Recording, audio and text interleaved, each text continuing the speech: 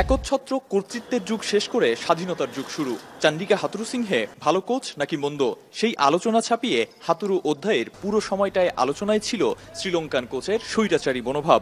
সেই যুগ শেষ করে ফিল সিমন্সের অধীনে বড় পার্থক্য এটাই। এই মন্ত্রেই উজ্জীবিত বাংলাদেশ ক্রিকেট দল। হেড কোচ যেভাবে চাবে সেভাবেই কিন্তু টিমটা চলবে। সে যেহেতু আমাদের সবাইকে ফ্রিডম দিয়েছে, আমাদের যদি ফ্রিডম না দিত তাহলে তো আমরাও কথা বলতে পারতাম না।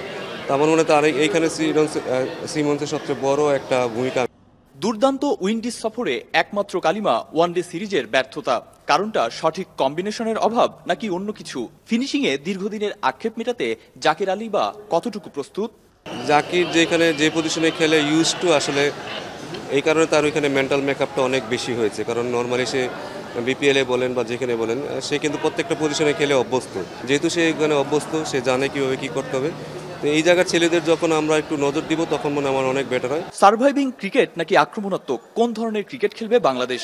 কোচ সালাউদ্দিনের ভাষায় এবার খোলস থেকে বের হওয়ার সময় এসেছে।